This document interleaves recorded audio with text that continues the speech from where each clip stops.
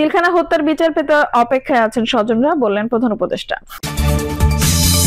অন্তর্বর্তী সরকার জনসমর্থন কাজে লাগাতে ব্যর্থ, বললেন নূর।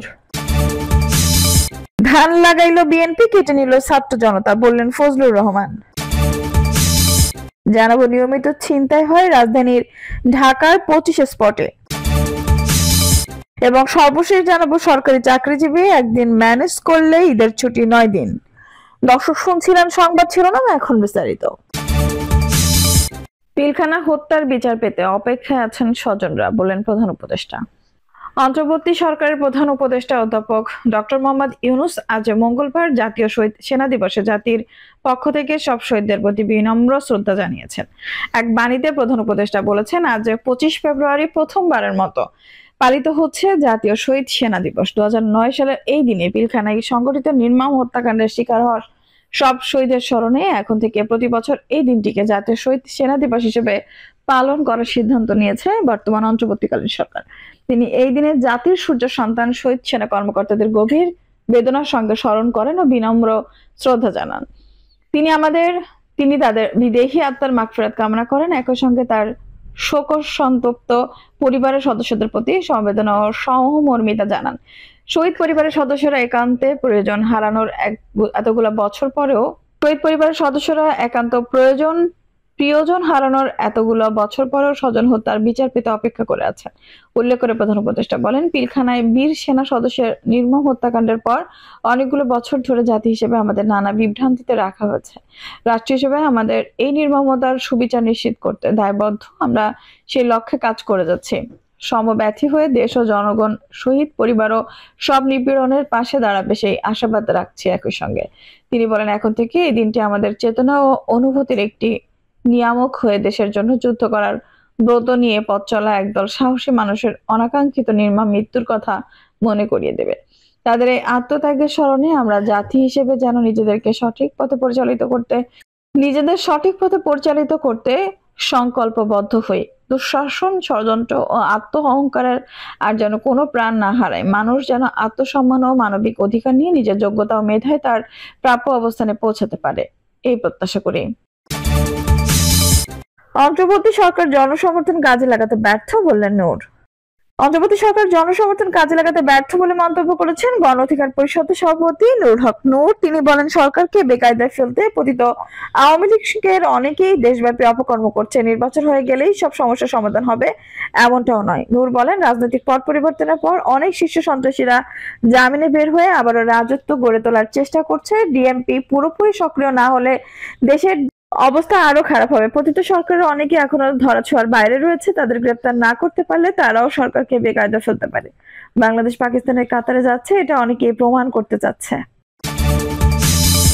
ধান লাগাইলো বিএনপি, কেটে নিল ছাত্র জনতা, বললেন ফজলুর রহমান। বিএনপি চেয়ারপারসনের অন্যতম উপদেষ্টা ফজলুর রহমান বলেছেন, বিগত 16 বছর বিএনপির নেতাকর্মীরা জেল জুলুম সহ্য করেছে। বিএনপি দীর্ঘ 16 বছর সরকার পতন এবং তত্ত্বাবধায়ক সরকারের জন্য আন্দোলন করেছে। বিএনপি লাগানো সেই ধান কেটে নিয়েছে ছাত্র জনতা। দ্রব্যমূল্যের ঊর্ধ্বগতি, আইন শৃঙ্খলা পরিস্থিতি অবনতির প্রতিবাদ, আওয়ামী লীগ তাদের দোসরদের নানামুখী ষড়যন্ত্র রুখে দিতে এবং দ্রুত জাতীয় সংসদ নির্বাচনের রোডম্যাপ ঘোষণার দাবিতে কেন্দ্রীয় কর্মসূচির অংশ হিসেবে জেলা বিএনপি এই সমাবেশের আয়োজন করে। ফজলুর রহমান বলেন, 5 আগস্টের আগে 1 মাস আন্দোলন হলো, 15 বছর সংগ্রাম করলাম আমরা। বীজ ফেললো বিএনপি, চারা বানাইলো বিএনপি, পানি দিল বিএনপি, ধানও রোপণ করলো বিএনপি। ধান হওয়ার পরে 1 মাসে ধান কেটে নিল ছাত্র জনতা। তারা এখন সব দাবি করছে। তিনি বলেন, একটি দল এখন স্লোগান দিচ্ছে, 2 সাপের একই বিষ, নৌকা আর ধানের শীষ। যে যত কিছু বলুক, এদেশের দায়িত্ব বিএনপি এবং তারেক রহমানকেই নিতে হবে। অন্তর্বর্তীকালীন সরকার থেকে দল গঠন করা যায় না। তৃণমূলে এসে মানুষের সঙ্গে থেকে কাজ করে রাজনৈতিক দল গঠন করেন, দেখেন কেমন লাগে। রাজপ্রাসাদে জেলা বিএনপির আহ্বায়ক, রাজপ্রাসাদে বসে থেকে দল গঠন মেনে নেওয়া হবে না। জেলা বিএনপির আহ্বায়ক আবু সাইদ চাঁদের সভাপতিত্বে সমাবেশে প্রধান বক্তা হিসেবে বক্তব্য দেন বিএনপির রাজশাহী বিভাগের সাংগঠনিক সম্পাদক সৈয়দ শাহীন শওকত। বিশেষ অতিথি ছিলেন রাজশাহী নগর বিএনপির আহ্বায়ক এরশাদ আলী ঈশা, সিনিয়র যুগ্ম আহ্বায়ক নজরুল হুদা ও সদস্য সচিব মামুন ও রশিদ মামুন। নিয়মিত ছিনতাই হয় রাজধানী ঢাকার 25 স্পটে। রাজধানী ঢাকার হর হামেশা ছিনতাইয়ের ঘটনা ঘটছে, এমন অন্তত 25টি স্পট চিহ্নিত করা হয়েছে। আইন শৃঙ্খলা রক্ষাকারী বাহিনীর গোয়েন্দা সূত্রে বিভিন্ন থানায় দায়ের হওয়া ছিনতাইয়ের মামলা এবং জিডিকে পর্যালোচনা করে এসব স্পট নির্ধারণ করা হয়েছে।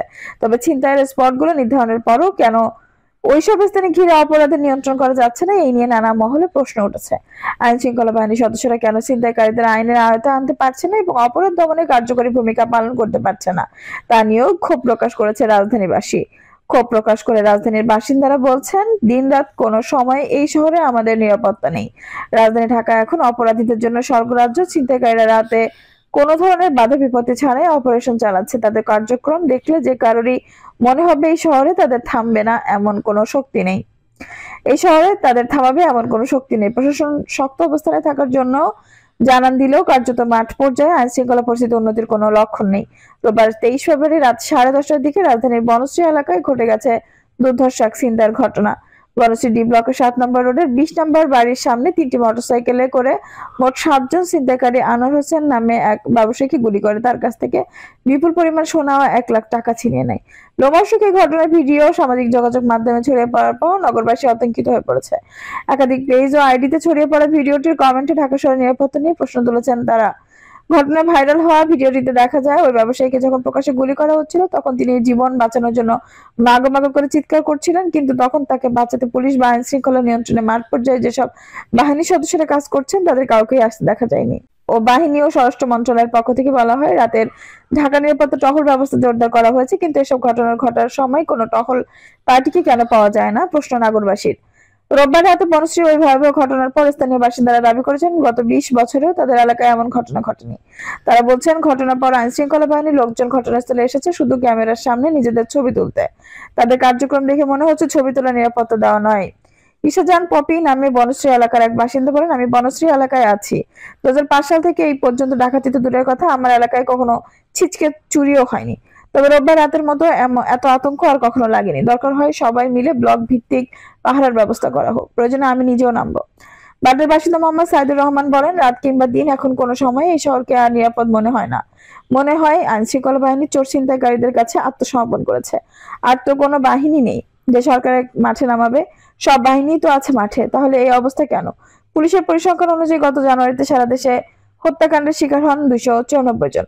এই সময় 171টি চুরি, একটি ডাকাতি, 105টি অপহরণ এবং নারী ও শিশু নিপীড়নের ঘটনা ঘটে 1440টি। পরিসংখ্যান বলছে গত বছর জানুয়ারির তুলনায় এবারে চুরি, ডাকাতি, খুন, অপহরণ ও নারী নিপীড়নের ঘটনা বেড়েছে। তবে পুলিশ প্রাথমিকভাবে ধারণা করছে জুলাই আন্দোলনের সময় লুট হওয়া অস্ত্র অপরাধীদের হাতে চলে গেছে আর এই অস্ত্র দিয়ে সারা দেশে বিভিন্ন ধরনের অপরাধ কার্যক্রম চালানো হচ্ছে। আইন শৃঙ্খলা বাহিনীর তথ্য অনুযায়ী সেই সময় বিভিন্ন থানা ও ফাঁড়ি থেকে সব মিলিয়ে 5750টি অস্ত্র লুট হয়। তার মধ্যে এখনো বেহাত 1384টি। ছিনতাই প্রতিরোধে পুলিশের বিশেষ কার্যক্রম পরিচালনা করছে বলে জানিয়েছে পুলিশ সদর দপ্তর। এ বিষয়ে পুলিশ সদর দপ্তর AIG media and PR Enamul Haque Sagar Dhaka পোস্টকে বলেন, বর্তমান সময়ে আমরা ছিনতাই সহ বিভিন্ন অপরাধ দমনে সর্বোচ্চ অগ্রাধিকার দিয়ে কাজ করছি। বিভিন্ন কৌশল অবলম্বন করে আমরা ছিনতাইকারী সহ বিভিন্ন অপরাধীদের আইনের আওতায় আনছি। প্রতিদিনই অনেক অপরাধী গ্রেপ্তার হচ্ছে। পুলিশ ঢাকা শহর সহ সারা দেশে রাত্রিকালীন টহল বাড়িয়েছে। এছাড়া গুরুত্বপূর্ণ জায়গাগুলোতে চেকপোস্ট বসানো হয়েছে। অন্যদিকে সারা দেশে বিভিন্ন এলাকায় অপরাধ প্রবণ হটস্পট চিহ্নিত করে নিয়মিত অভিযান পরিচালনা করা হচ্ছে। দর্শক, এই ছিল এখনকার সর্বশেষ সংবাদ। নিউজটা ভালো লাগলে অবশ্যই একটা লাইক দিন, কমেন্ট আপনার মূল্যবান মতামত জানান। সবসময় আমাদের পাশে থাকতে সাবস্ক্রাইব করে বেল বাটনটি অন করে রাখুন। ধন্যবাদ।